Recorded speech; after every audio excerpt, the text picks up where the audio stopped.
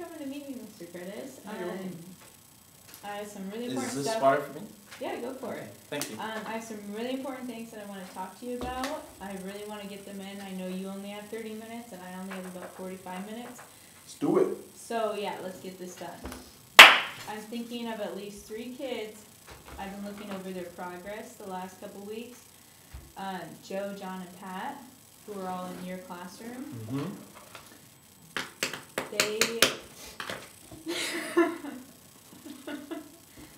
Is something wrong? Well, not necessarily. What I'm feeling is that their accommodations and modifications that are stated in their IEP goals are not currently being met. Well, I think I'm a great teacher, though. No, it's not Their that. parents say I'm a great teacher.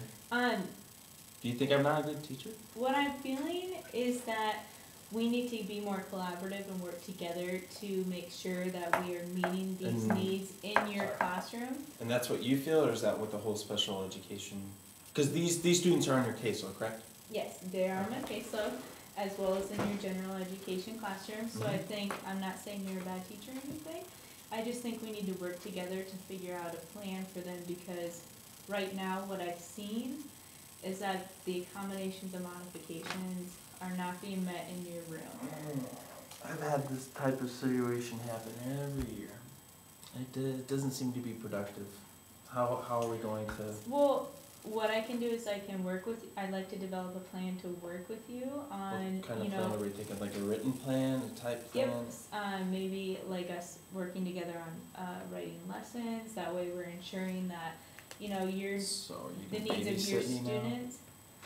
I'm not going to babysit you, but I think that the needs of your students can be met, as well as the needs of the kids in the special education, which are on my caseload. Okay, I guess I could see where some things that I just wanted to bring up are the directions in your class.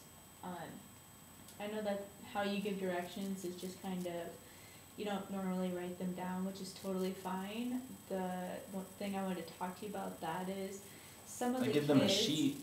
Do you mean not write them on the board, or? Yeah, for some of the kids, especially these 3, we need to make sure that we're, providing clear, concise directions for them to follow, especially with John, who has, ADHD. If the directions aren't in front of him, it's really hard for him to focus. When you just verbally say the directions. Is that something you think we could both work on? Yeah. I mean,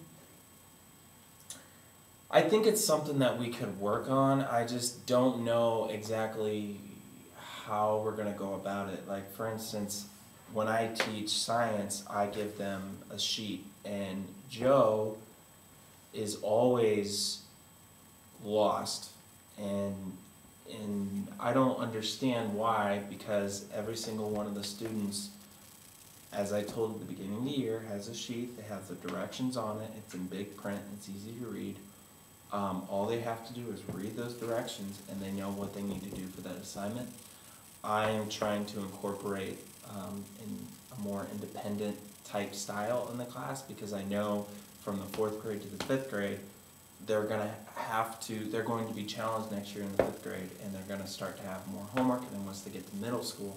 So that is the main reason why I do that. Okay, so what you're saying, this is what I'm hearing, that you are preparing them for, once they get older, they're going to have to take on more responsibility. Exactly. I totally get that. The reason these kids are in special education, though, is because they don't necessarily have the abilities to, do this on their own. They need that support, that extra support that, not every kid in your classroom will need. Yeah. But these kids do need that to be able to function. And that's something and that's something we want to provide for them, so that we're making sure that we're giving them the best instruction possible. I totally get where you're coming from, and that's a great idea to try and plan, try and get them ready, because I think that they need that as well. But it's also important for us to make sure that we are meeting the needs of the child as stated in the IEP. Another thing I did want to talk to you about is the consistency in your schedule throughout the day. I'm sorry, what? the consistency in your schedule throughout the day. That's something that I wanted to bring up as an issue. For Joe, who has autism, that's a big deal for him. The constant changing, the Who are constant you flip talking about? flopping. We're talking about Joe. Joe, okay. Joe. That's something where, you know, if he's not aware of the schedule change, that can really set him off, which then once it kind of sets him off, as you and I both know, he's not ready for the rest of the day. So you think that Joe is not getting all of his needs met by me, correct? Therefore, you want to solve this problem, and therefore all of those students will be helped. And then that way, they won't have to worry about not doing good in school. I guess, I don't know, that's what I'm trying to get what you're trying to say. Could you maybe elaborate on that? Well, what I'm hearing you say is that you think that, you know, I think you're a bad teacher and that I'm trying to step in and save the day. That's not what I'm trying to do at all. Because I know, I did hear from another teacher that you think I'm very energetic and very hyper and you don't like my teaching style, but the kids seem to love it. No, I think you're a great teacher and the kids love you and the kids love being in your classroom and you make learning fun. Then why did you say I was a bad teacher? The reason I wanted to bring this up is because, you know, that works for 90% of your students, but the other 10% that are, you know. So you're not saying I'm a bad teacher? No, I'm not saying you're a bad teacher. But did another teacher say I was a bad teacher? No, of course not. No. What I do as a special education teacher is I want to ensure that the kids are getting the best instruction possible. And I'm here so to that's assist what you do. you. Okay. I'm here to assist you in making sure that we're doing that. Something, you know, I know you can't do that on your own. That's too much to ask for, you know, a teacher to do that. Those That's kids why are special. They need someone else that can do that kind of stuff. they do need those modifications and accommodations because unfortunately, you know, they don't necessarily have those skills within themselves to be able to self-regulate and. Sorry to interrupt, but are we wrapping up, or Yeah. how much more do we? I just have a couple more things to get through. If you can Yeah, just. 'cause I gotta bear get with to me on lunch. this. Okay, if you can just bear with me on this. Sure. Thanks for I guess right now. being polite, I guess. Sure. I guess right now what I kind of want to focus your attention on is us working together to come up with ways that to make sure we are getting those needs met for the kids who deserve them. Okay, specifically these three. Would you be okay with us coming up with a plan? I was thinking maybe we could collaborate, you know, co-teach, or we could plan lessons together. How about we do this? How about I take care of all the lessons and you take care of your kids? Okay.